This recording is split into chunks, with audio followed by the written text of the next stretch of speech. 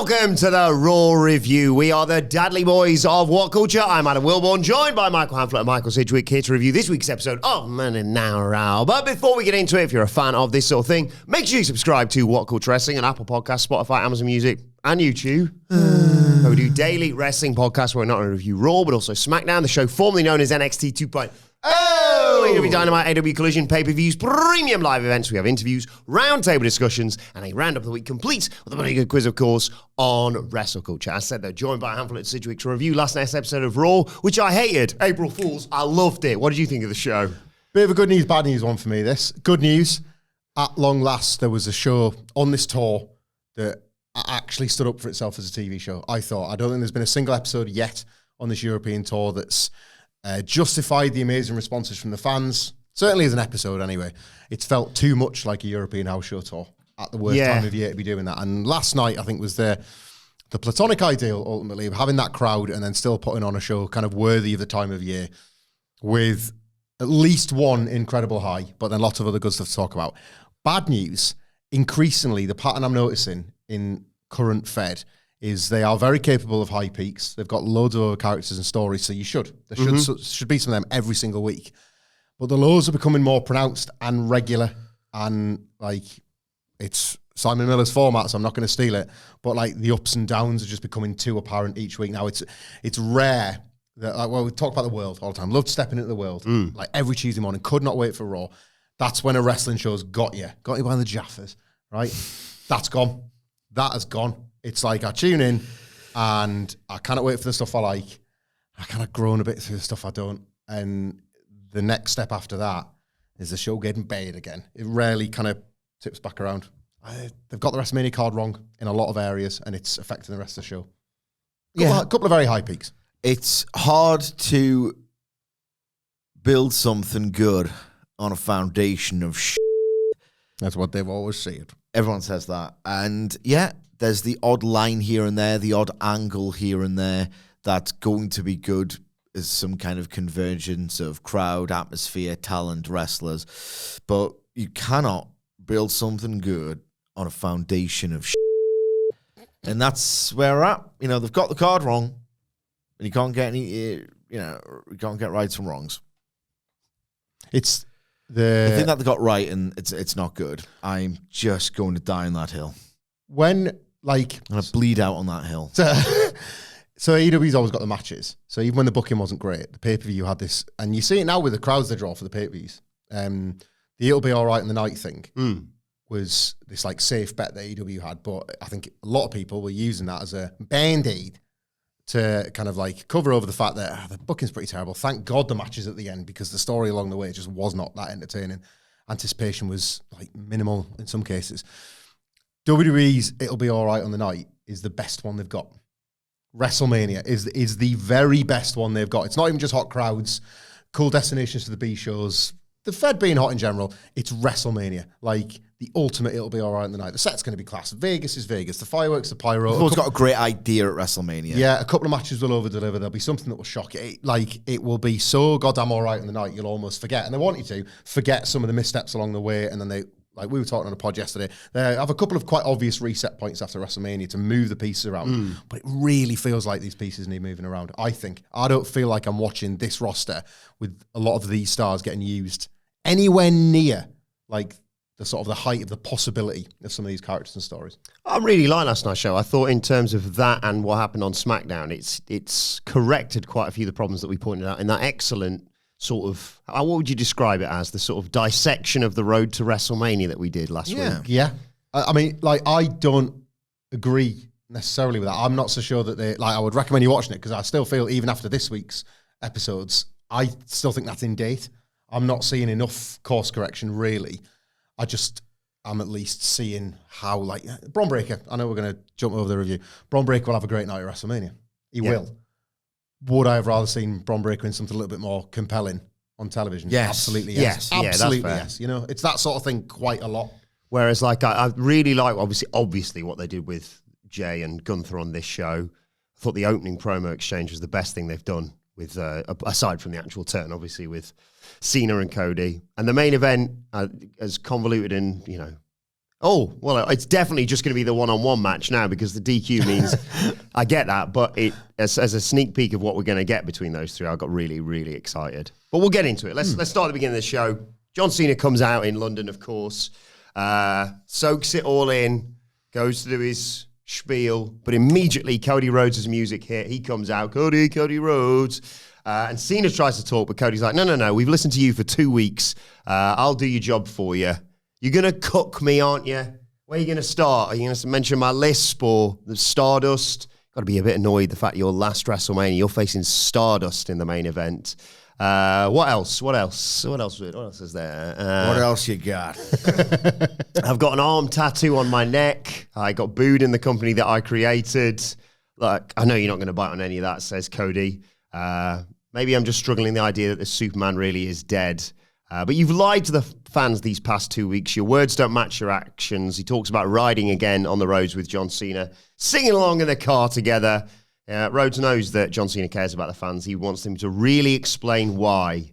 And Cena responds by saying he's not going to punch down to his level just to protect him. He's been protected long enough. He's not going to cook Cody Rhodes. He's going to bury him like he buried everyone else.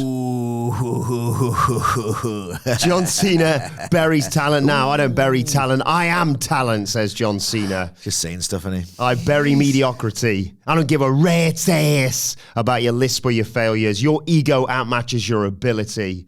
He said, it was this company was in such a good state that basically they handed it over to my chauffeur. You're nothing more than a slimy pickpocket who thought you could run the kingdom because you stole the blueprint from me.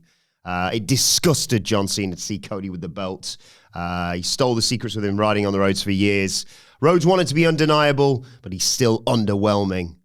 He warned Cody, he said, to be authentic because the fans can see through phony, but you didn't listen, Cody, and it shows. You're too perfect. You're too rehearsed. You rely on the fans singing your name and singing your song. You're like the Pied Piper. All you ever did was make a catchy tune to trick these people into liking mediocrity. You don't look like me, you don't act like me, and you certainly don't work like me. You're just a generic blob, I think he said, of every wrestler and TV show you've ever loved, and you're still just a kid afraid of public speaking. Nice line here. I worked too hard to make the belt a symbol of mastery, to have it paraded around by a paint-by-numbers Nepo baby that was so into himself that he had his wrestling gimmick tattooed for the world to see. His problem with the tattoo wasn't its location. It was that it made him look like a fan like everybody else. So, good news. After WrestleMania, go to Fanatics, buy a toy belt, and parade that one around because the last real champion's taken the title home forever. I'm just going to expose you as an errand boy who got lucky, says Cena. And Cody responds by saying, you know what, John, I can't believe I'm saying this, but you might be right. Maybe I was chosen, but it was the fans that chose me. Can you say the same? Was it the fans or was it one guy in an office who isn't here anymore and we can't talk about? I am indeed a wrestler like my father, but if anyone's a company creation, it's you.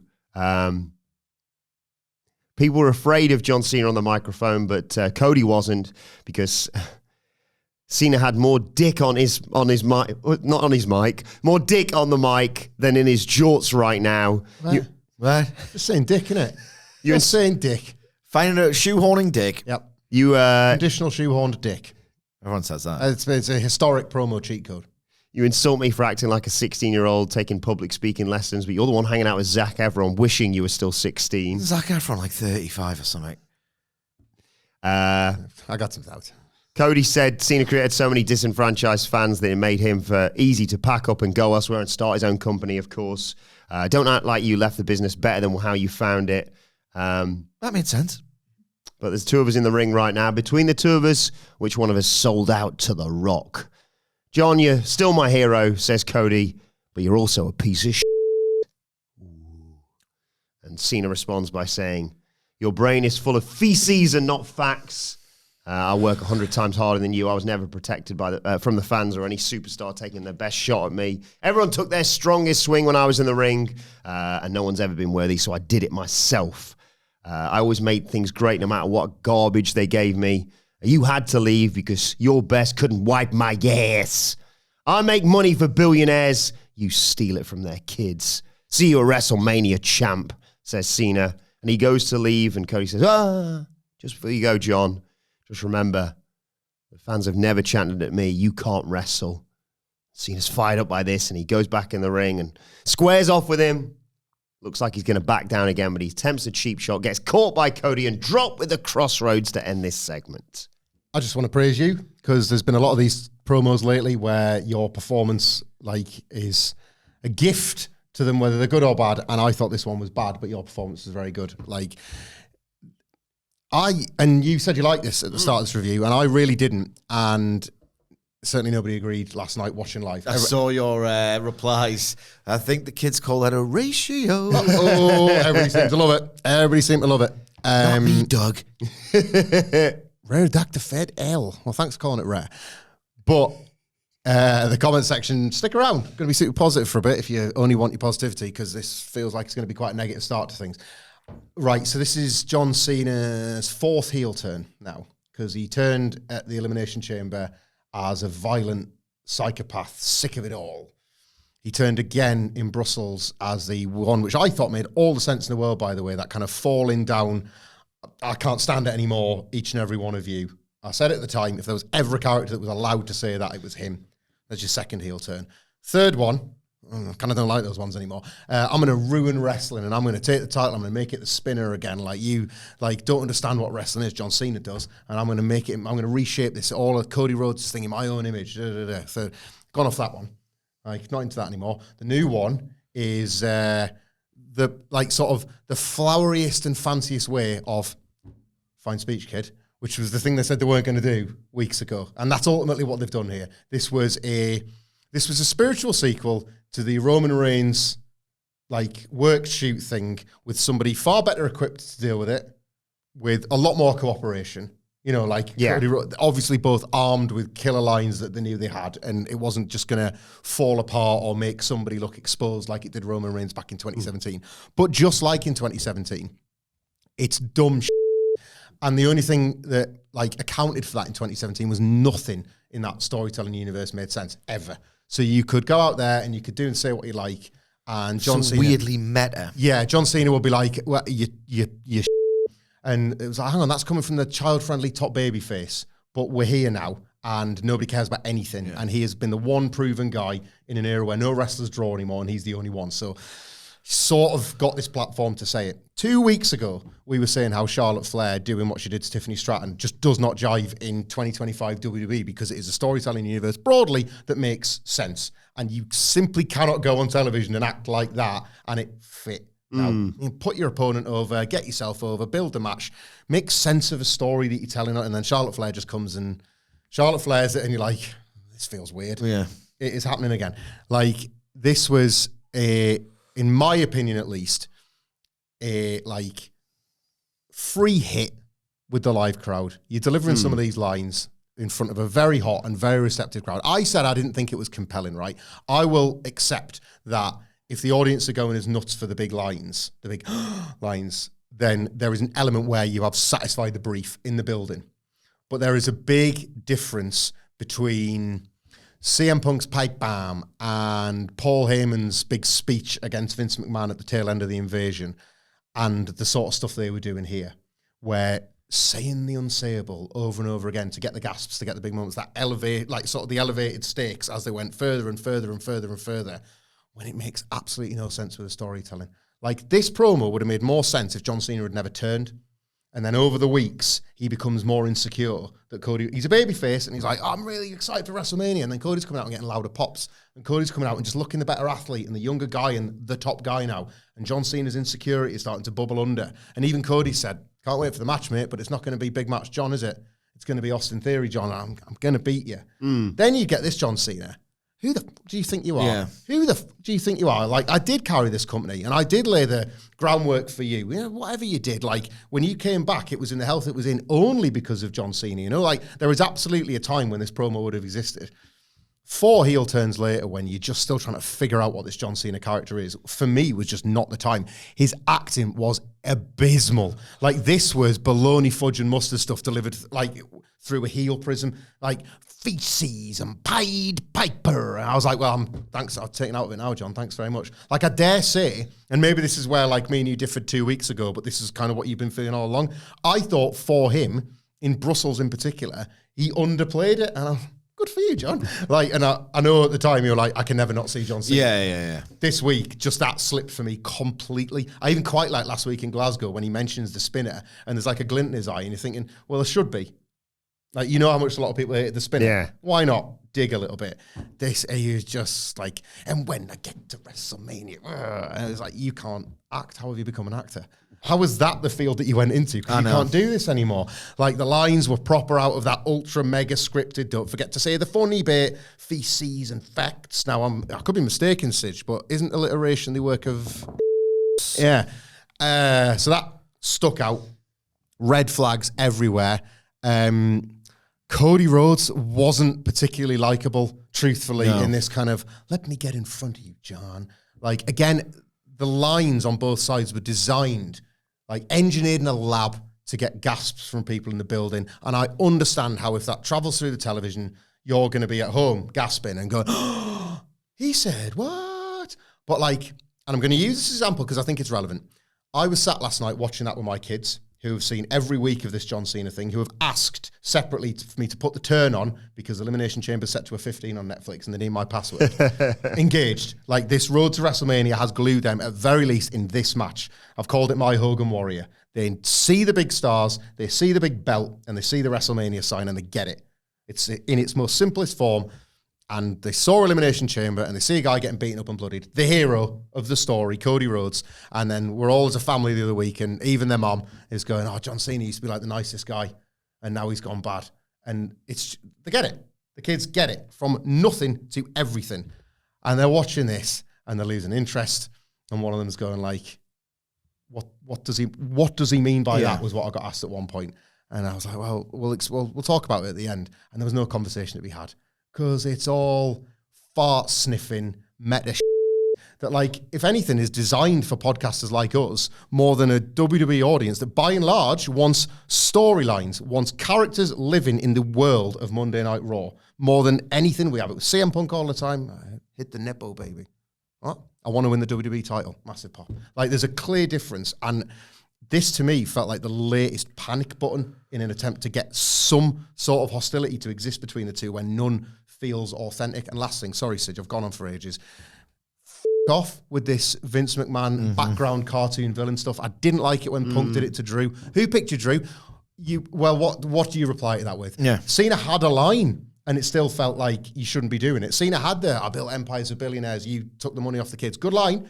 Good line. Use that line without the context of Vince McMahon. Like, you cannot, when this case exists and is against WWE, as well as Vince McMahon, by the way, have him painted as like a Dick Dastardly figure. Like, when, by the way, Cody, Vince was the one that signed you. You picked to work for Dick Dastardly before he resigned in disgrace. So that even if, like, that's me doing a bit of a well-actually thing, but the facts don't even add up. You know, you're showing your ass there, pal, just to get the line in that the other person can't reply to. Never do it again. No. Like, I mean, never, ever do it again. It's so bad. And that's another thing that takes you out of it. And if I feel like my thoughts are scattered, this did not work for me one bit. And the performances were very poor as well. I've no idea really how to approach this or tackle it. I'll start with my gut feeling. This is bad. But then what do I know? What do I know? Everyone in the arena went ballistic for, I think, these cheap shock tactic lines, and I think it obscured. Look, ultimately, this cannot be described in any other terms really as a victory for this build because loads of people liked it. A lot of people are re-energized.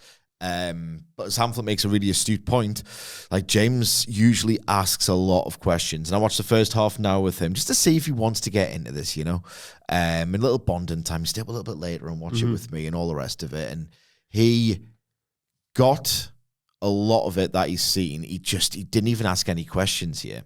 Like, why? We were watching the intro to SmackDown, and he was he was like, what's the history between Cody and Randy Orton? I was like, well, it's funny you should ask, James, because via exposition, you're going to get it in 2 minutes. Get it all. And you'll say, like, why is he a baddie? What is he talking about? And he's engaged and he's asking questions. He didn't ask a single question, which was telling. I want to first mention, again, I'll probably be all over the place here. You cannot do the Vince stuff. CM Punk rejoined WWE when there was a distant but not unrealistic threat of Vince McMahon having the actual power and voting power to do what he wanted in that company. Why didn't he? Maybe that's a separate question. In my opinion, he was playing a long, smart game of waiting for Levesque to not do a particularly good job, which simply in 2023 wasn't happening. The guy was on fire as a booker. Look at the WWE fans. I mean, look at this guy. Loving his goddamn life. This era is 97. Yeah. 2023. Like, I think, honestly, that Vince, this is by the by, but why didn't he? The question needs to be asked, or should be asked. I think he was just waiting for a slip up so he could then be in his head, well, someone needs to save it, and the guy with the experience. And if he does it at a certain point when he wants to do it, while it's red hot and white hot and it goes off the cliff, that's terrible. And he just loses all of his leverage in what, in my personal opinion, is a pretty long, intricate plan to just take it all back for himself. Anyway, so CM Punk, who said the same thing to Drew McIntyre, who chose you? Which paragon of virtue chose you? The same guy that had all of the power just chose not to wield it when you rejoined the company in November 2023. It was only in January 2024 when, right, it's done. Cody Rhodes signed with WWE before the first fake retirement, when the letter hadn't even been received by the WWE board. You know, I don't know if anyone knows about this sort of thing or if it trickles through in wrestling circles. Irrelevant. That letter had not been sent to the board, sparking this entire process. Sorry. To your point there, like, if people don't know about any of this, there was plenty of other stuff in this promo that people weren't expected to know about. So you can't pick and choose your little meta backstage references, can you?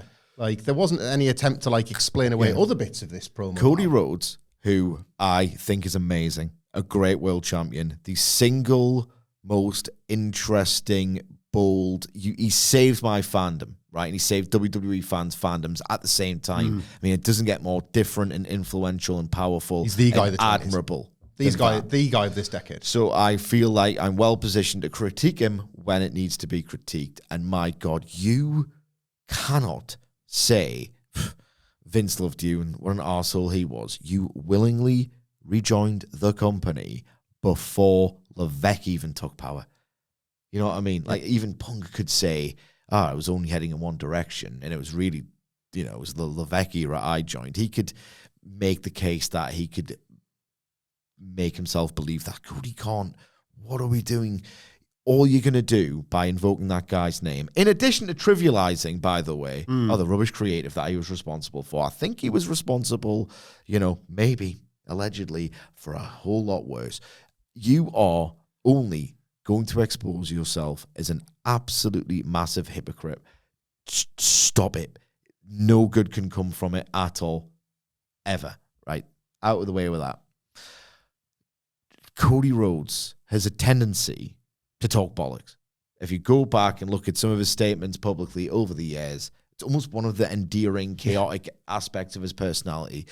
That's Zac Efron, you want to be 16. What are we doing here? Like, my kid doesn't know who Zac Efron is. Is that not your target audience anymore?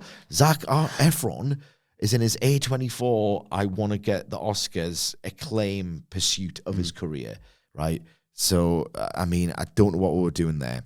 And yes, you can infer things, and, I'm a big advocate for not everything needs to be laid on thick, but you're just alienating people, and then it's all right, you've got a good line coming up. John Cena, I have to echo your opinion. They haven't thought this through at all. They either haven't thought this through at all, or John Cena happens to not be a very good wrestler. Which is it? To quote Triple H, or to paraphrase Triple H. Like, none of this ties together.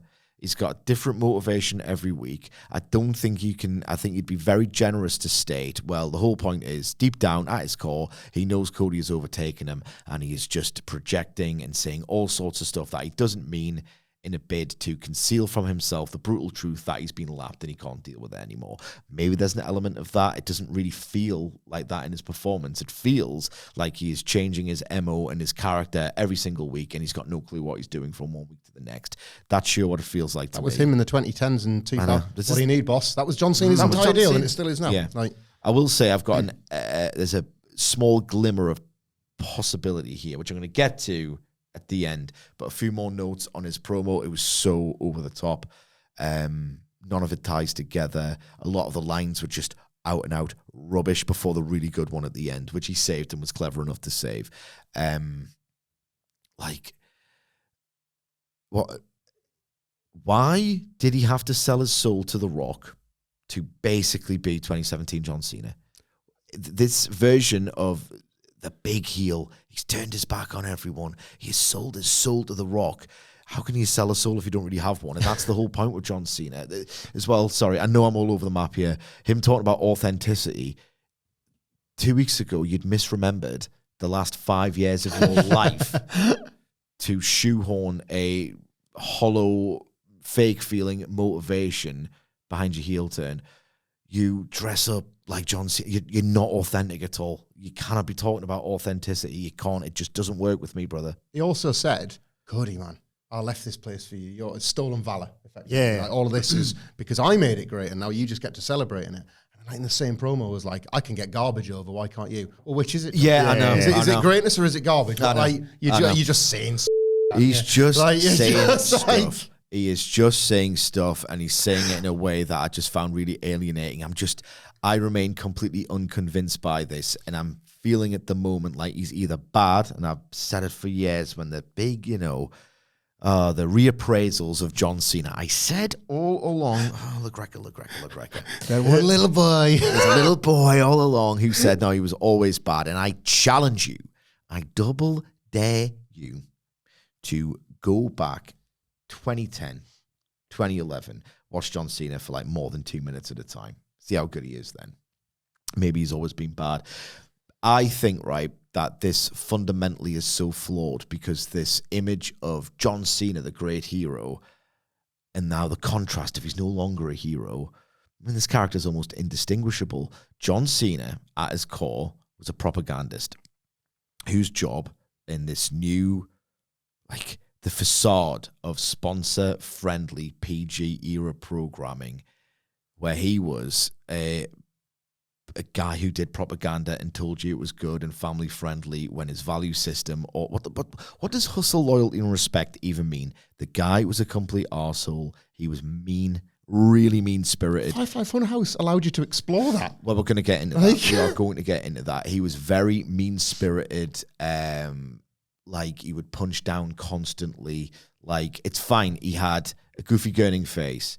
He was basically Hogan. Like, we grew up on Hogan, Hamflett and myself, and then it's only years subsequent to that you realize, oh God, what a real asshole he was. And the conduct of his fictional character, like John Cena was that, like, writ large.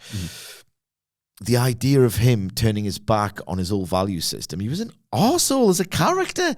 So what can we really do? How can we really explore this? I think it's fundamentally flawed, this whole thing. His promo last night, everyone made the same thing. Oh, it was 2017 Roman Reigns.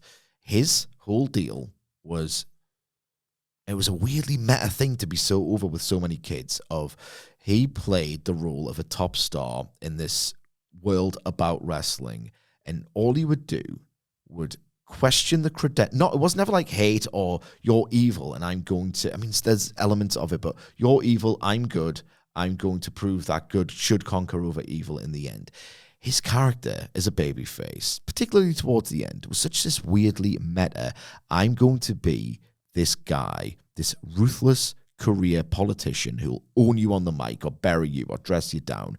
And my job is to question the suitability and the credentials of any potential replacement I might have for my job to be this really obsequious mascot whose job is to make this look a lot nicer and friendlier than it is for the purpose of making an evil man rich. Like he was, I love WWE, but it's like, it's rotten to the core, mate. So what does that say about you? So now that he's a heel, it's indistinguishable to me from this 2017 guy. This was a 2017 promo. Early Austin heel turn. Yeah. Well, he's a badass. He's beating people up. That's what he always Just did. Yeah, how can one turn that which is already a heel? I find it indistinguishable to the same old Cena that I never really bought as a babyface to begin with. I will say that line about I make empires for billionaires. That should be the character. This absolutely shameless instrument of commerce, and he knows his place in the world, and he thinks that. But then, how does that really work? Well, it doesn't. In a story, you know what I mean? Like, yeah. like Cody's better at that than him. Yeah, and maybe that could be the heat of you're better and you mean it. You actually seem to mean it, you know? If they just followed that line of insecurity throughout, they might have had something. Yeah, they might have actually had more, something. But it's been so scattershot, man. It's not unlike Death Rider's John Moxley, this. No. You have this really meta premise that you can pick apart to absolute death when you just begin to question it. Like, what does he want? Like, it's the whole, the Rock thing. It was flawed from the start, as effective and shocking. I think it was just very empty and hollow. Because it happened at 8 days' notice, didn't it? Yeah. Right there. Why would The Rock want a corporate champion when Cody wears a suit? When Cody will be the workhorse?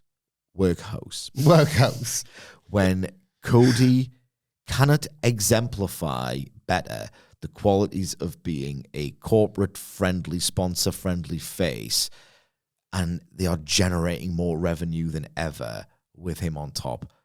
What is The Rock's possible problem with Cody Rhodes to the point where, you have to sell your soul to me to get more successful? What? And isn't the whole point of The Rock's promo? None of this makes sense or links together. It does but there not. are some good sound bites that people pop for, and that's ultimately what we are dealing with here, in my opinion. The Rock said to Cody, sell your soul. We're buddies. I kind of want us to go on a journey together because we're good friends. And on this journey, you can have riches beyond your wildest dreams. You've got X many followers, but if you sell your soul to me, I think the implication is I'll get your box office rules or whatever. Why would The Rock, as a key member of the WWE board, want Cody Rhodes, your flagship champion, to do outside ventures and get more followers and get the opportunities that arise from being so famous, more famous than ever? Well, you'll just go to Hollywood like you and you've left yourself without a champion.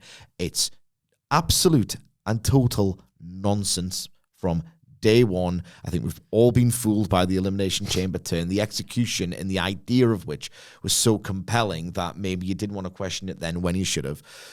But to go back to John Cena here, John Cena's on that path. Why would The Rock want, as a member of the TKO board, right, a new champion in John Cena who's going to ruin wrestling? The Rock is financially invested in the continued success of WWE. GM's hating baby Why faces. would he endorse John Cena ruining his big revenue stream? Like, he says, I'm going to ruin wrestling. I'm on the board of wrestling. We're buddies. What are we doing here? Last night, right? Do You shouldn't be asking this many questions. Nah, God no. I end up always defending him way more than even I would want to. Certainly past me would have never wanted to find reasons to defend him.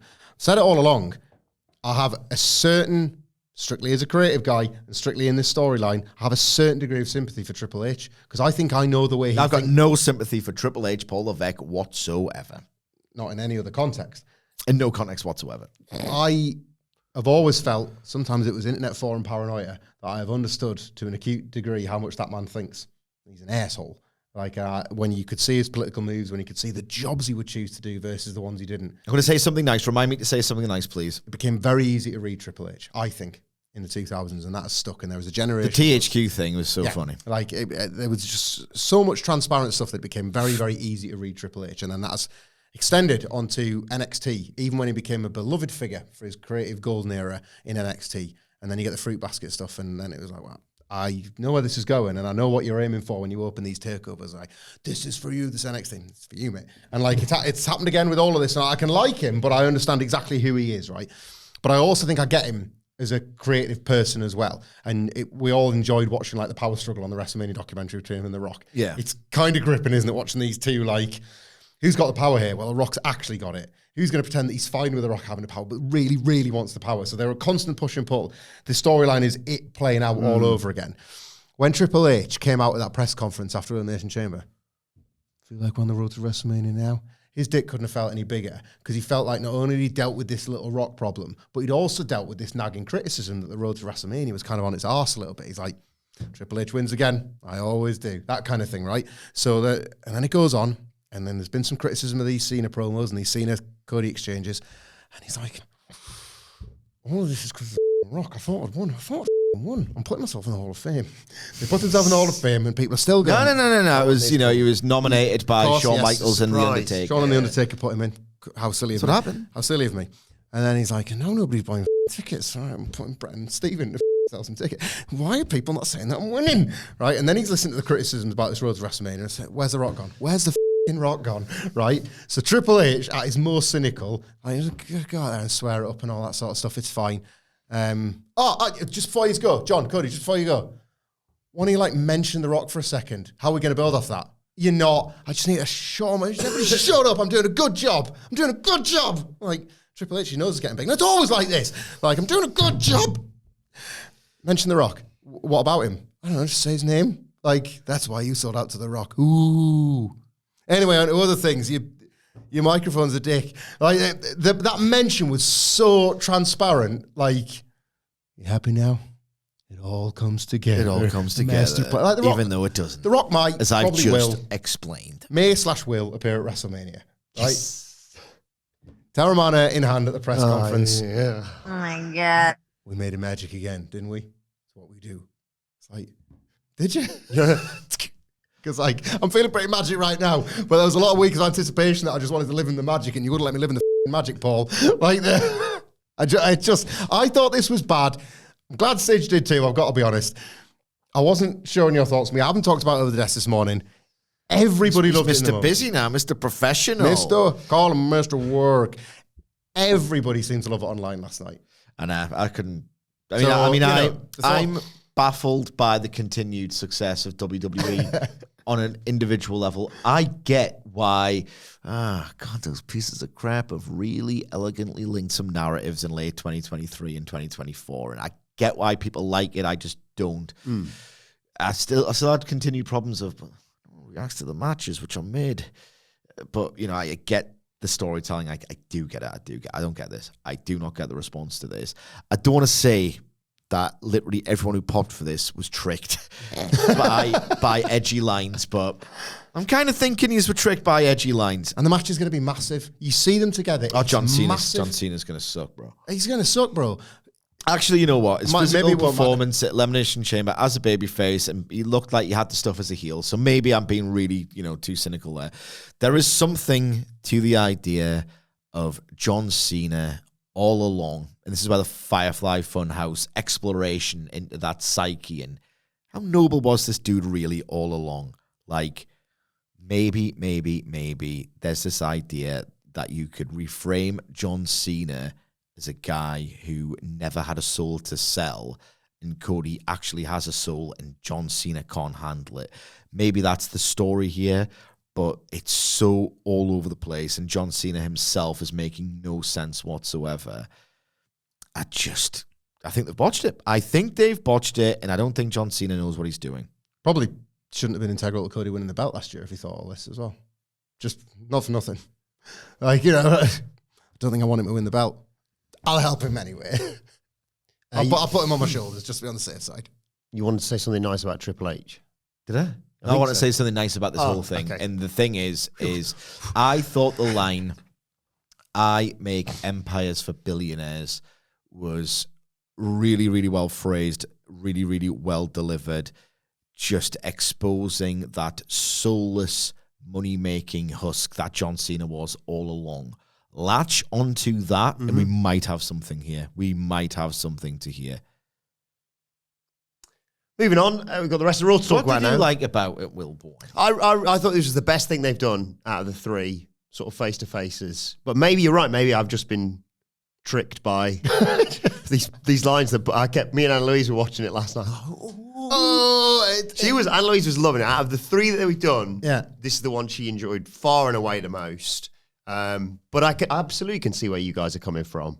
And now I feel like maybe I should go back and rewatch it. I don't like pissing on people's chips. I'm excited about WrestleMania, but again, as I keep saying throughout this, would I be as excited if I was just going to be sat at home watching it?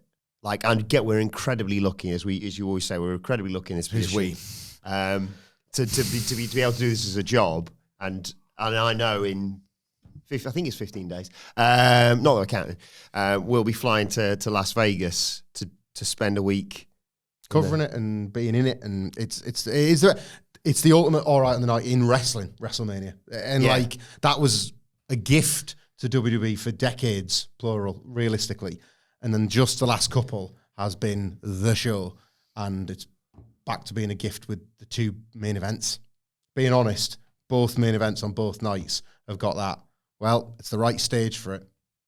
What about the match? As I was saying, it's the right stage for it. But talking about the rest of Raw, it's your boys, New Day. Come on, That's how it goes. With Exactly. My close personal friend Xavier Woods, Kofi Kingston, they're out there. There was stuff with them in the. What did Big E think about that? I thought he was your close personal friend. They've got different viewpoints, friends for different reasons, probably Different needs. Yeah, exactly. Different WhatsApp groups. Indeed. They're slagging off London in the ad break, usual stuff here. And then Adam Pearce comes out, and they've been banging on about wanting a title shot. Well, they can earn it tonight against Pete Dunne and a returning Tyler Bates. New Catch Republic return. Get the ass kicked. Nice to see Tyler Bates back in the ring, genuinely. Lovely to see that. And he does his classic thing where he's got the head scissors and he walks up the turnbuckle and chucks Xavier Woods all over the place. They dominate early on. Dunne takes down Woods. Bates hits a swanton and some dives to take us to a break. When we come back, Pete Dunne's in trouble. But he gets over to the corner, tags in Tyler Bates, who suplexes Kingston, does his airplane spin. They do that German suplex rebound thing off the ropes. But Kofi comes back, hits an SOS to get a 2 count. Dunne fights them both off, brings in Tyler Bates, who does his fake out punch thing. He goes to do the dive from the apron, but Kofi grabs his leg and takes him out of it. And there's a backbreaker over the knee from Woods to Pete Dunne, and they hit the double stomp daybreaker for the 1, 2, 3 post-match in the aisle. Kathy Kelly talks about New Day wanting a title match, and Woods asks if she's slow, saying, of course, we deserve a title shot, and out come the War Raiders to stare them down. I like this. I wish the match was shorter because it was ultimately an angle masquerading as a match, and they could have done it in half the time, but I did like it. I think if you're going to trot out a guy's return, even if we're, fundamentally bored by Tyler Bate in 2025, you should probably get a good go of it. I suppose. Anne-Louise popped huge for this, by the way, because she didn't realise that they were from Dudley and Birmingham. Oh, there you go. So that's a nice thing. He's freshened up his look, Annie. Yeah. Not before time. Not before time. Needed to happen, kid. He is actually a kid. No, I like this a great deal. I personally would have made the match shorter because I did like the whole story throughout. He's just about. And Pete Dunne's been kind of mad since you went away, and you do this fun stuff like parlor trick pro wrestling, and you made it kind of was always the more serious one, but you were close again. Has gone off the deep end a bit since you've been gone, and you've lost. They're even calling him Butch. Yeah. And it played into the finish. The commentators couldn't quite work out what Pete Dunne was doing, and it was because they weren't kind of on the same page anymore, because Tyler Bate is just too into having a bit of a laugh with it, think they can get it done, doing the old stuff, and Pete Dunne's gone serious, and the New Day get to be the beneficiaries of that. I don't give a damn about the Raw Tag Division, but it flows nicely in them getting the title shot. Get the belts on them. At least start with the New Day having the Raw Tag title belts, and then we'll try and reset this whole thing after WrestleMania. So I did genuinely like this as a means to an end thing for everybody involved, because obviously Pete Dunne's going to turn on Tyler Bate. Have they got like a banger in them? Maybe. Like, I can't believe of all things, like the one pitch for Pete Dunne that I think might rescue my interest in him is fighting the guy who was fighting 6-7 years ago. Well, maybe that is the thing. Maybe that's the thing. Because, a nice bit of TV. Really weird that it's happening 2 weeks out from WrestleMania, but that's the timing of things sometimes, I suppose. But it did serve another purpose for the benefit of the New Day, and kind of made you feel like you knew where it was going with this direction for a returning guy from injury and somebody that's been completely directionless since he's been gone. Like, a good use of TV for this, mate.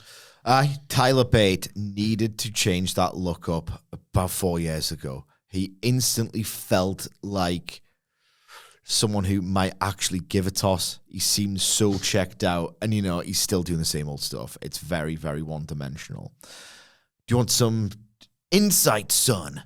I hadn't told you, my son, go to bed now, yet. So it's like, why don't they do matches? I think he's just a little leg dub kid at heart, My son was absolutely electrified by Tyler Bate. Oh, brilliant. Well, the bad news is that Tyler Bate is going to do that every single time he's in the ring, forever, it would seem, and you can't watch. You think he's going to use that hand? Well, use the other hand. You can't watch that every week and still be fooled. But it was a glimpse of this guy really. I know he's got the stuff. That match against the then Walter at that UK takeover, like, he's obviously got the substance. There's substance behind the work when he wants it. I don't know if he wants it no more.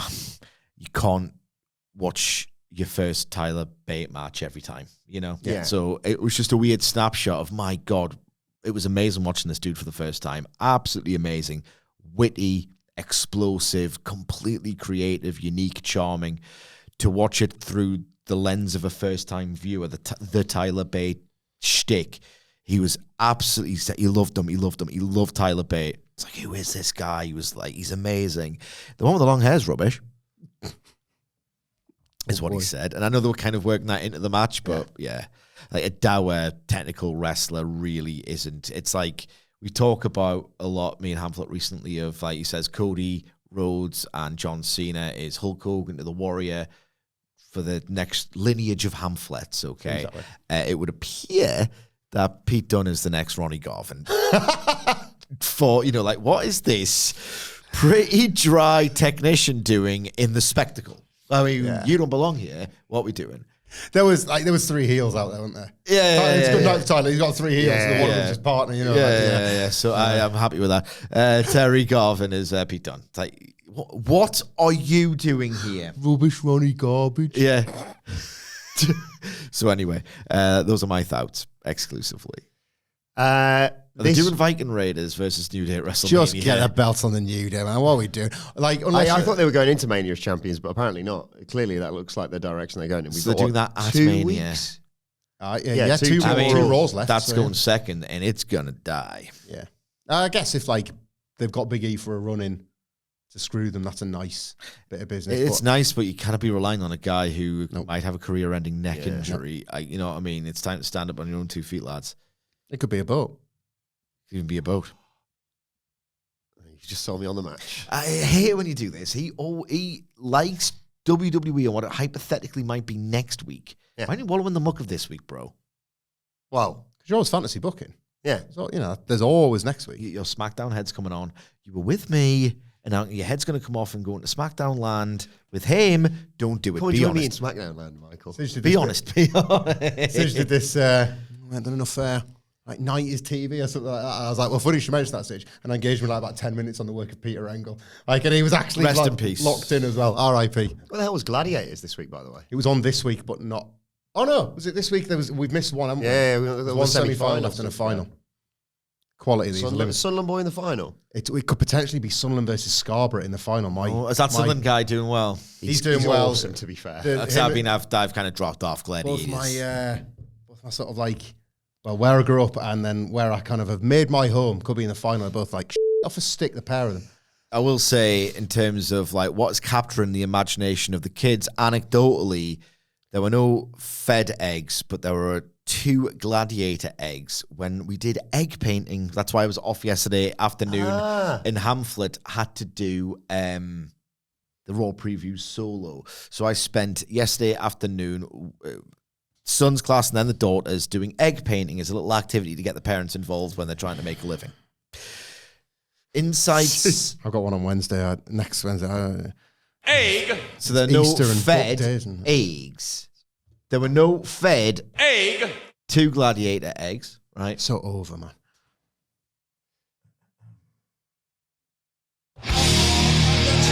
It's time to play the game! Time to play the game! Ha ha ha ha! What did my kids do for their eggs? Oh, I thought you were going to say what were the other big popular ones.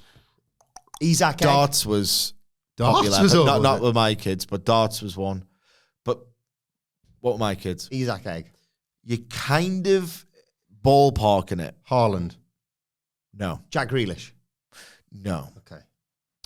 In what wasn't a thinly veiled excuse to... Excuse. A thinly veiled excuse to keep the good times going from the League Cup win. I decided that James's theme would be local heroes. Brilliant. Local heroes, so it's like where you do a League Sorry, Cup, that's funny. I decided James' thing. a ceremonial League Cup egg Nice. with like black and so it was a white polystyrene egg, black stripes, some of that, that like Twizzler stuff, Oh, yeah. like some silver of that wrapped around it. But then also did a Sunderland one with Chris Rigg Yeah. on the back. Chris Egg. Chris Egg. Eggy Howe. Chris Reg. New Eggy Howe. Howe, I said the same thing yesterday. Yes! And then like his like Hebbentown. Eggintown. Eggintown, and then like Clegwell, Eggwell. 'Cause that's the team he plays for. So that was like local heroes was the theme. It was a thinly veiled excuse to do a League Cup egg. Guess Charlotte. My daughter's. Yeah. Christmas was the Switch, was it not? Get them in their own goddamn space. The Switch. So. You'll never guess this in a million years. Okay. All right. Do one fanciful guess, and then we'll get. Snow White's in cinema, isn't it, at the moment? Snow White. No. shout. No. Animal Crossing. No. So for context, like we're on a table and 2 of our mates are there. One mate has got these like toilet rolls and then sticks and then flour eggs. Right. A mate has Sabrina Carpenter. She loves Sabrina Carpenter. Espresso. That's that me espresso. Okay. My daughter cuts a straw into thirds. Gets a bit of blue tack on top of one of the polystyrene eggs, sticks a third of a plastic straw on top of it. Oh, what we're doing here? Plunger. Okay. Brown pen.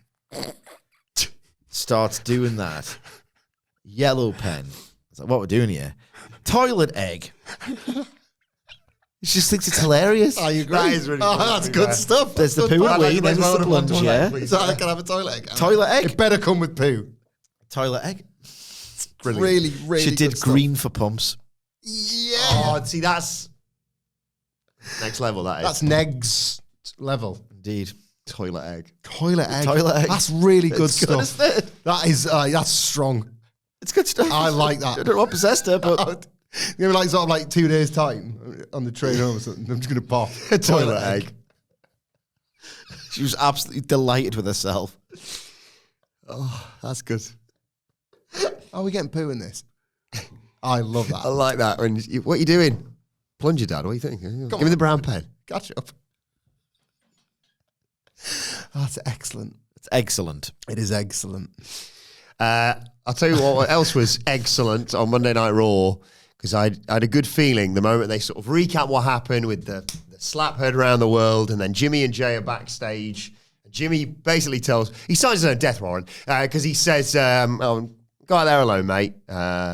Jay's like, I'd feel a lot better if I was out there with you, pal. He's like, no. Look, let me do it sort of thing. Gunther's beatable. I'm going to beat him tonight. You're going to beat him at WrestleMania World Heavyweight Championship, all that sort of thing. And Jay's like, I hear you, but be careful. We'll get to that in a second because I just want to quickly mention they do the celebrity in the crowd. There's Kate Nash from Glow. God. There's Charlie Brooker. He looks a bit different. That's good stuff, Dad. Pat McAfee. Sorry, boss. Do some research. Michael Michael Venom Page is. Pat McAfee. How does he look at him and go, that looks like Charlie Brooker? Like Pat McAfee, this whole charming idea just turns up, doesn't even watch it. Like, get rid. Get rid. It was rid. Yeah, I was like, I can't. Stop apologising. Stop it. Sorry, that's on me. And then it was so funny because they've obviously just got the order on. Oh, there's Charlie Brooker. Hey, we're all mates here. Hates wrestling, doesn't he? He's had to take his kids. Yeah. Like, hates. Oh, yeah. I was looking sheer disdain. Everything you know about Charlie Brooker and what he would cover on Wipe, he might look at it in that, you know, that 80s, like, Warhol, and who's the interviewer who's on the McMahon documentary, who's the one who, like, Vince went in front of. Oh, yeah. Oh, I can't remember. I don't know. No, that was another interviewer. There's a guy who like- Bob Costas. Bob Costas was the one that, like, they ultimately kind of became friends, didn't they, or something? But, like, the first one he had the big fight with, where, like, it became controversial because he was, like, knocking the papers out of his hands and stuff. I think we might be conflating, but either way, there's the one who was talking about the McMahon documentary where I was talking about, in the 80s, it was just this fun, dumb fad that, people think it was mainstream. We just kind of thought it was dumb but fun. Yeah. Like Charlie Brooker, I think, might see the farcical element within pro wrestling. Yeah. Like a Schadenfreude deal. Certainly he's not engaging with it earnestly. Say Charlie, yeet. I don't see it, to be honest. No, we're going to get an episode of Black Mirror that's centered around a pro wrestler in 3 years' time, aren't we? Yeah. He's going to have had one experience and be like, Christ, this is a pretty dark-looking future. Yeah. Bing! So anyway, we got to Gunther versus Jimmy Uso. Gunther literally laughed at him as the bell rang. But Jimmy... His performance was magnificent. Yeah, Gunther just... Is this going to be all right, I think, after all this? Jimmy fires at him, though, chop strikes. Gunther just nails him with a kick to the face. He's like, he had 10 seconds of hope there, at least. Chucks him outside, chucks him into the barricade. Looks like he's going to do something near the announce table, but gets backdropped out of it. Jimmy hits a suicide dive, goes for a big splash, but Gunther gets the knees up. Goes up top like, here's how you do a splash, mate. But Jimmy catches him, superplex, Uso splash, near fall. And then I think Gunther rolls to the outside, and Jimmy's, I'm going to jump off the steps at you. And just taken out of the air by Gunther. Gunther's a wanker chance from the crowds. He's in control now. He works the arm, he chops him, he works the chest, wrist control throughout all this. Come on, Jimmy, fire up, you little prick, he says. Jimmy does super kick, German suplex, another super kick. Then he just runs right into a shotgun drop kick from Gunther, who hits the powerbomb. Match is over. No, not for Gunther. Pulls him up at 2. I'm not finished. Big kick to the face again, another real stiff lariat. 1, 2. No, I still want to kill him a little bit more. And then he gets him, does the sleeper, body scissors. He's got the match. And Jimmy passes out. Gunther wins, celebrates, goes to leave. I want to kill his brother a little bit more, actually. He goes back in, puts him in a sleeper. Jey Uso runs out. Gunther's not bothered. He holds the sleeper. He's talking to Jimmy as he can see his brother coming down the aisle. Jey comes in, tackles Gunther, but Gunther bails out to the crowd, doesn't want any of this. And you sort of know what's happening here. Throughout the break, Jay's sort of checking on his brother, and then we come back, and he's conveniently leading him out just as we return from the break. And, of course, Gunther attacks both of them from behind, knocks them down. Security's like, stop it. He's like, bollocks to you. Big kick to one of them, power bombs one on the steps. Security don't want any more of this. So Gunther grabs Jey and zip ties him to the middle rope so he can watch as he kills Jimmy Moore. Chucks him into the barricade, gets in the ring, taunts Jey Uso with the belt. Jimmy's trying to get back in, so Gunther just nails him with the belt. And then when we next see Jimmy, he is covered in blood. And Gunther powerbombs Jimmy in front of Jey. You can't reach out to him. He's desperately trying to get there. Gunther is wiping, I love it when they do this, he's wiping Jimmy's blood over him. I think he even licks it and spits it out at one point. And then as Jey is Thank you, AEW. It's just centimetres away from getting to his brother. Gunther puts him in another sleeper, and officials finally step in and separate them. What a segment. Magic. From opening bell to the second this ended, just dream pro wrestling television. From, of all places, the recognised symbol of excellence in sports entertainment. Like, we've talked about this before, Sidge. It definitely had something to do with our age, but 1990 through to about 1992, it's kind of scary. Yeah. You needed Hogan to save the day because Earthquake was frightening. You needed Ultimate Warrior to retire Randy Savage because Randy Savage was out there killing people. Yeah. Jay Robertson's done what? Like, Undertaker's doing what? That's a pane of glass. You can't throw up through the pane of glass. Yeah. Berserker, put the sword away. And on. Scary, right? And then you're thinking, well, was it because I was a kid, right? If this fad interest that my kids have got in wrestling sticks around, somehow they will remember 2025, the start of the Netflix era, as scary. Because in the match... Swearing, there's blood. My youngest turned to me and said, and I don't Pretty know, anodyne elsewhere. But. Maybe it's because he was watching, and this is Brothers, and maybe they sat watching This Is Brothers. I don't know. Maybe it was just scary. Like, he's picking him up at the tee. You're corrupting your children. Why isn't he just beating him? I was like, I know, son, it's because the business is back. That's why he's not beating him. Like, why isn't he beating him? And it was deadpan sort of matter-of-fact question, why isn't he beating him? I was like, well, because he's a nasty guy and he wants to beat him, he wants to beat him down even more because Jay's his brother and he knows that Jay's not going to come out and help. Why is Jay not going to come out and help? Because Jimmy's told him not to and he really wants to do it by himself, and you just leave them with a moment to think about that, and it's like, this is good. Thank God, after that opening segment, that this is actually good and it stands up as a storyline. And the match is fantastic as a bit of a TV exhibition for Gunther. The proper stuff, how it's supposed to feel when you've got a dominant heel doing nasty things to a babyface that's trying the hardest but is simply not on that heel's level. Well, Jay should do at WrestleMania this match. That's how this should look, right? On the night. His tits. Yeah, I'm with you on it. Bleed your tits. Bleed your tits. Make one sign at WrestleMania. Bleed your tits. Bleed your tits. It just worked, right? But it's because it's the way it should do. And you need great performers. And for all we take the piss out of is wrestling. I'm such a big Jim guy now, like so much so. Perfect guy for this. Perfect guy. Heartbreaking. The way in which they structured this, by the way, the use of splash, that's beating everybody. Where it's halfway through the match and it's not beating Gunther. He just shook it off. Which is great. He was going to kick out a one at one point. Yeah, Jimmy so great. Uso. They'll do a full-time Usos reunion at some point, and it'll be fine. Right now, you can kill this dude. Kill him. He's hopeless. He's rubbish. He's hopeless. Kill him. Make everything he does look completely weak and ineffective. It's not quite as simple as, even in WWE, when there's a lot of discipline with blood, and they're nowhere near yet overplaying their hand with that. Nowhere goddamn near. I want more blood at Mania. This match needs it. Yeah. Even in WWE, where it's still a total novelty, it is not as simple as, I don't know, pack of blood, blade your face, whatever.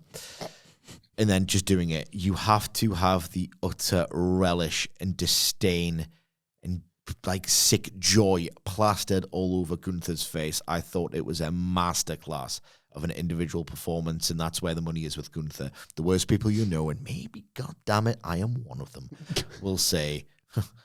The pro wrestling saves WWE Raw and sports entertainment, but it kind of did. It kind of goddamn did. Gunther's facial expressions throughout were incredible. I thought they measured every single second of offense ratio of it to perfection in the match itself. I'm going to say one bad thing because it's me and I have to, and I'm just unable to not. Episodic TV pro wrestling, and I've said this a million times about AEW as well, is fundamentally flawed, and as long as AEW and WWE and whoever else adheres to it, you'll never get a flawless product. Recently in WWE, if you're a wrestler and you are in close proximity with your rival, you cannot even stand next to them without security in the middle doing the pull-aparts, Tiffany and Charlotte. Yeah. Where was security here?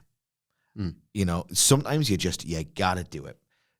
AEW had a problem along similar lines where I remember it was MJF and Punk, and they did the I'm a Snake, Old Man, another great blood angle, and no one came out to help Punk, even though in AEW, every babyface has a friend, and now in WWE, they've belatedly learned the lesson, every babyface has a friend, and then your product gets good, You have to bend your rules. You have to make no sense to do things. So he battered that one at first, so maybe they were scared of him. In the initial one, and then he put powerbombed one on the steel steps. Yeah, so maybe they were like, "He's okay. My wage isn't worth that." Yeah, maybe that was I'm just a local indie wrestler. Yeah, maybe, but that is more a comment on the fundamental flaw of episodic TV wrestling in the States, to which AEW is also, contributes to that disease. But yeah, magic. Gunther is magic. Jey Uso now cannot mess this up.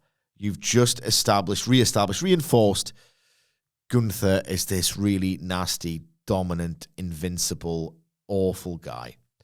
Jey Uso, all you have to do is survive a pasting, and God damn it, take it. Yeah. Take it, survive, and do a comeback. He could not have. They'll call it in English football a sitter, an open goal. You cannot miss this now. All you have to do is sell, blade your tits, and just do your moves in a slightly slower order and pretend that you can't actually do them. You could not have an easier night at the box office.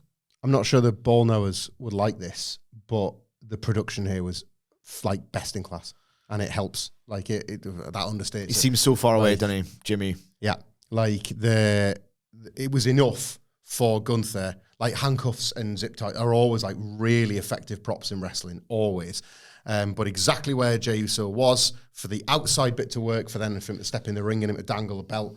Like already this segment's over the line. It's super cruel. The cruelty is played out in front of you. You think the blood is as much a help to the angle as it was in character, a bonus to Gunther.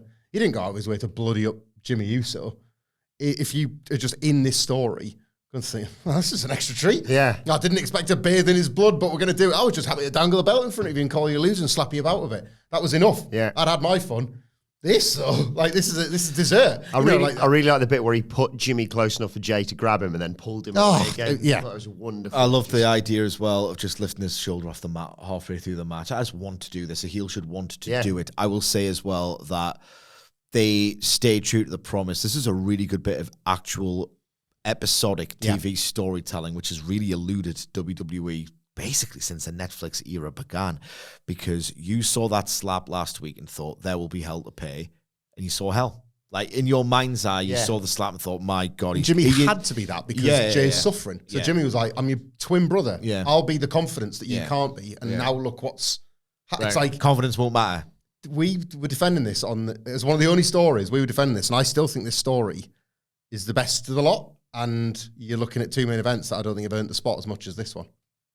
Yeah. Like opening match Jey Uso, it's still going to hit, but I think the story's been better. If you look from Rumble to now, it stands up more than a lot of the other stuff on this card. Just I thought it was such a great payoff to the idea that they implanted in you last week of, oh, he's in trouble for that. And you saw the trouble, and the trouble was great.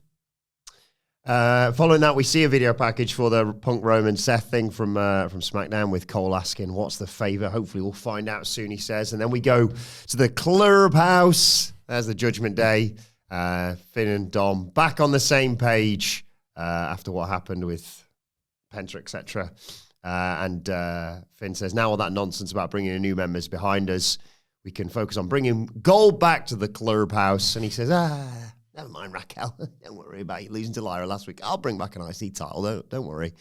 They head off for their tag match against Penta and Bron. Carlito's still there, and they're like, what are you doing here, mate? You know.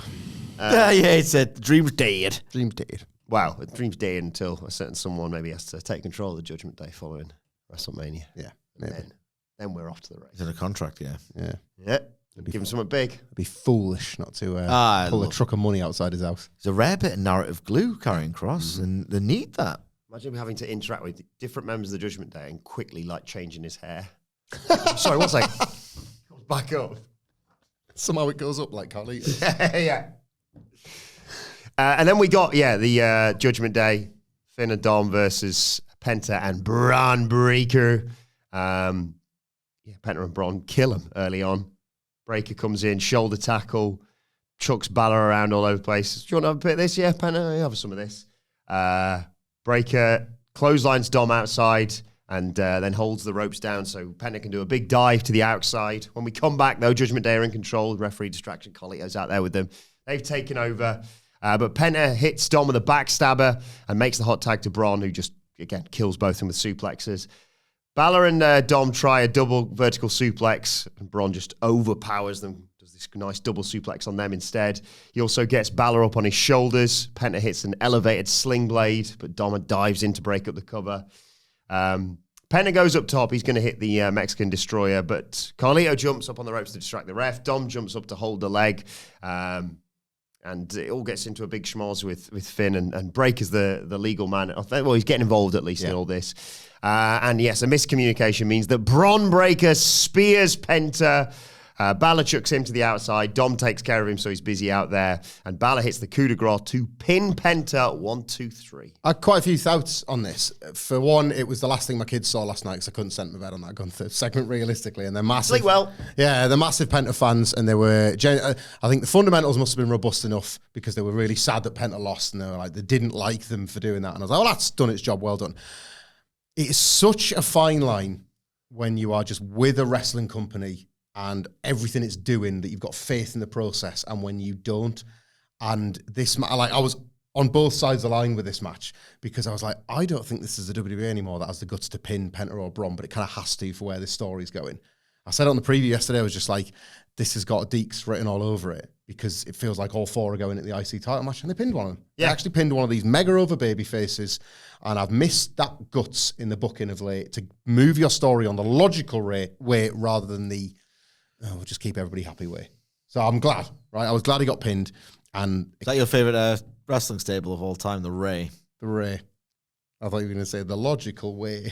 The Ray, Johnny Gargano, Indy Hartwell, Candice LeRae, Austin Theory. Everyone remembers the Ray. Okay, it makes me feel real bad, doesn't it? I do it all the time. I know. Just jumped out. Just come on, give us it back. Don't have it in me, man. Don't have it in me. Love you too much. So it's like go for a real insecurity. It's a real. Doubts. We do say doubts. Doubts is stuck, actually. Doubts is stuck. So it's a real fine line. And I was sort of back with it watching this. Yeah. Because I was just like, they're actually they're gonna commit to this. They're gonna try and make this yet another compromise of a multi-person match feel like it's something by actually pinning one of the over baby faces. And then I went back the other way because I was like, why is Bron Breakker, as good as he is, stuck in the mud of a four-way? How have we arrived at Bron Breakker being this over, this awesome, and not having something significant to do? Here's something, though. I thought the match was quite fun and bold, whatever. Bron Breakker's character isn't necessarily, like, configured for good grudge programs. That's fair. Being this tweener, you know? Has he had like this feud where it's like he's made it? I think people think he's awesome because he physically, demonstrably is. If Bron Breakker doesn't pop you doing something, even I can tell you're watching the wrong sport, kid. I think this is his lane right now. I think there'll be a time to flesh out his character, but I don't know. It just feels like he's never really been involved in this emotionally gripping storyline, and WrestleMania is a time for it. Because they always make him a heel in his singles feuds. Yeah, I want to just pop for him, and they always make him like this bully jock. I think he's a difficult one to book. I think he's like, it's such a luxury to have someone that explosive and cool and like awe-inspiring is that talent on your roster.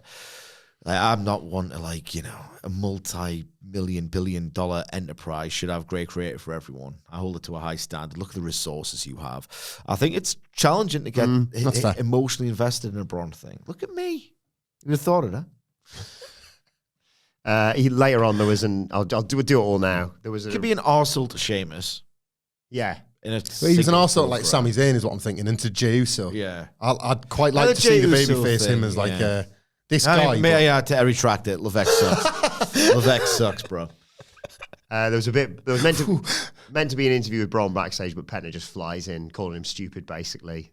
Bron told him to watch his mouth, and then there was another bit later on. Balor's just so jazzed with the win, and he's like, "We did it, Pin Penta, got the better of Bron Breakker again. I'm off to get myself a title shot because we won." And they leave, and once he leaves, Liv's like, "We won. He didn't win necessarily. You should get a title shot." Dom's like, "What?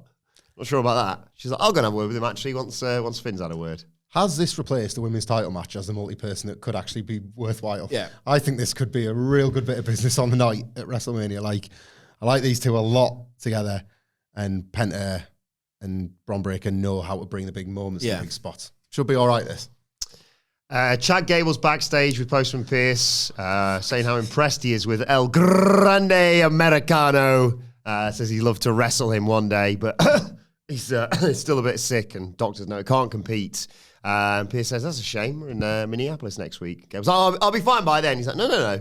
If you're not feeling too well, probably best to put El Grande Americano in a match. I don't know what the hell we're doing with any Who of this. knows what? Just put some like. Who's El Grande Americano is what I Who's want to know. clearing him? Who signed him to a contract? Is he working under a deal? Don't make sense, is he? No, none of it does. None of it. Very little of it does. Of Grand Americano. Is he? Is that who it is? Oh, no, because there was that bit where he was walking out and he was being interviewed. Who's clearing? Who's in medical is clearing Grande Americano? Who is? There's a have you got a cough? No. Right, you got to go. Yeah, is Cough. who's Adam Pearce? Who knows what? What does he know? I want to know what Pierce knows. Yeah. Yeah, from a narrative point of view, because the fiction makes no sense. Yeah, it's just a total waste of time and a waste of talent, ultimately, all this. And Chad Gable, this idea that he's constantly running backstage into Otis and they are trying to pretend it's a long-term story, it's really going to annoy me when it works.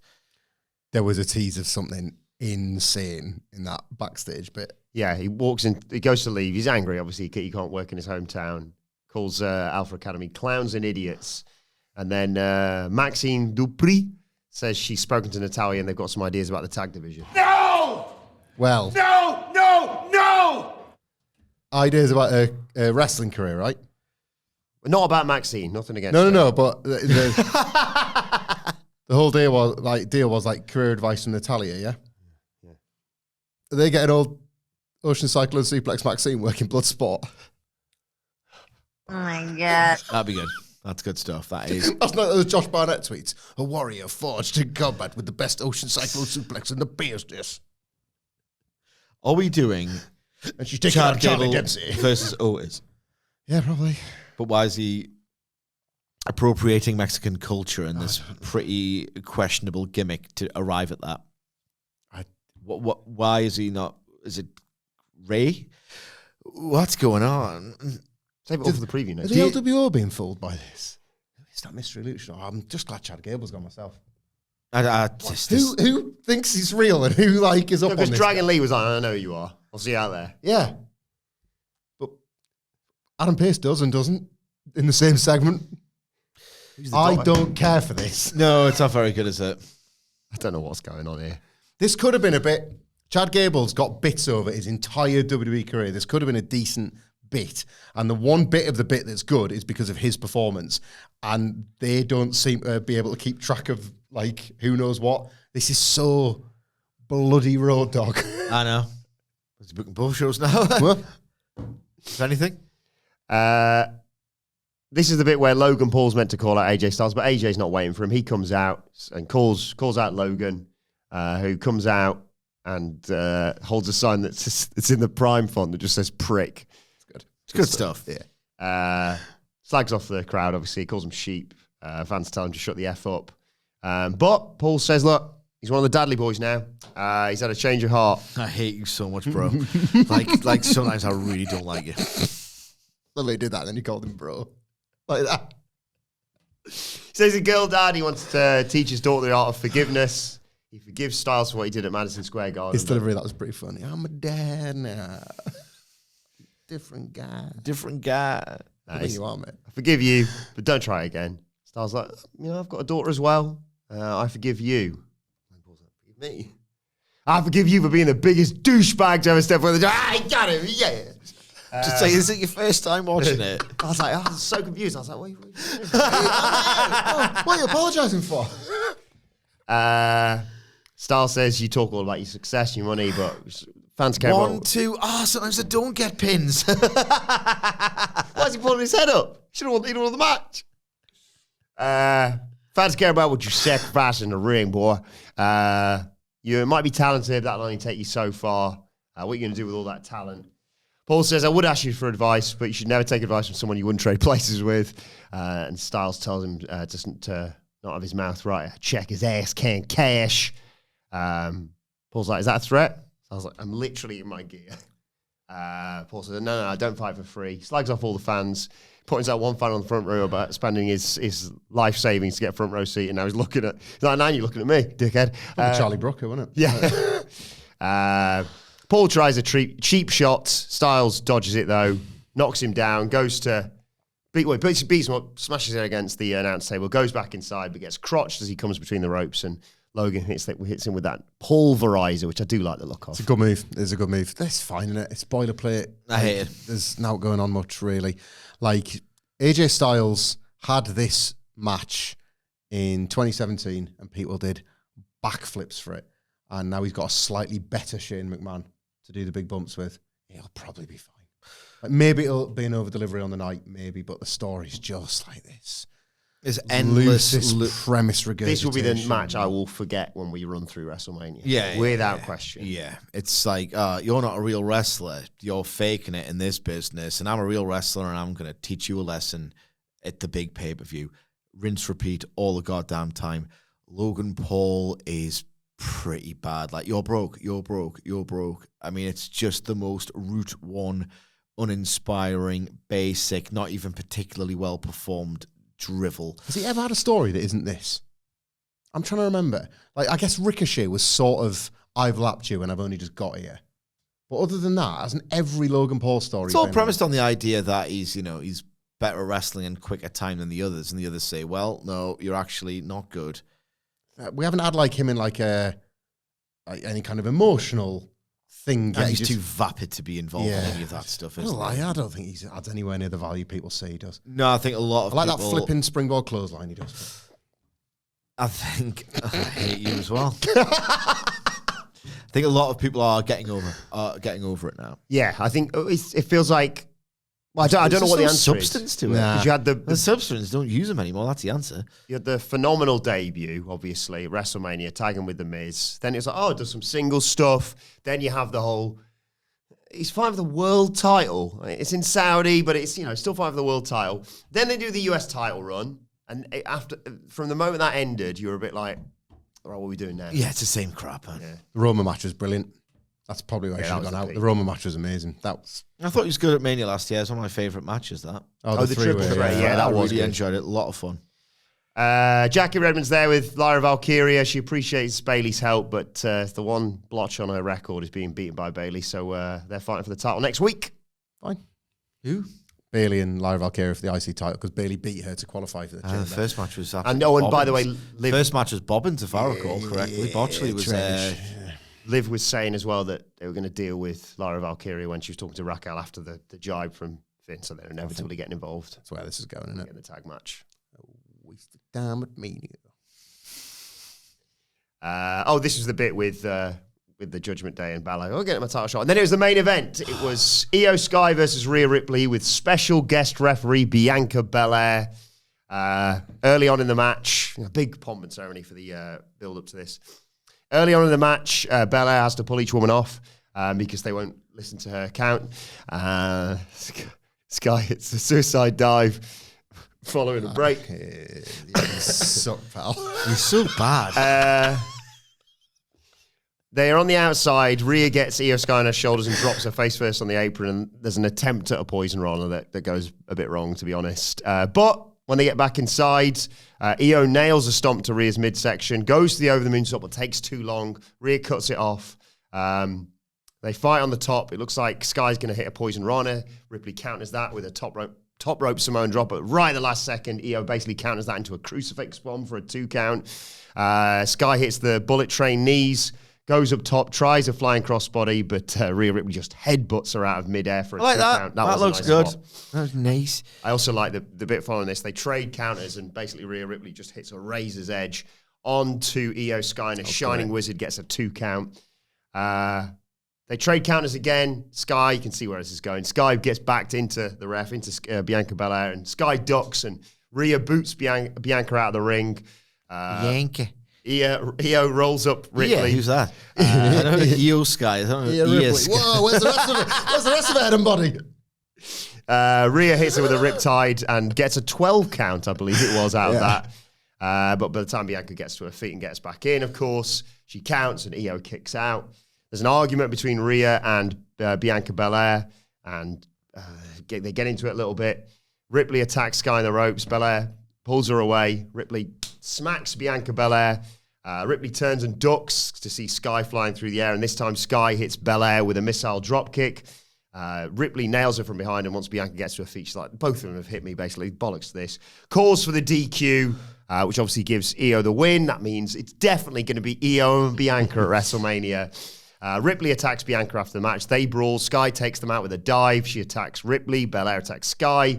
In the end, Rhea Ripley drops both women with riptides, and the crowd want one more. So Rhea Ripley gets Bianca Belair and off the middle rope, drops Bianca Belair and poses with the title as we go off the air. Chaos! There were flashes of brilliance in-ring wise. And the Razor's Edge was the one in particular for me, but there were others as well.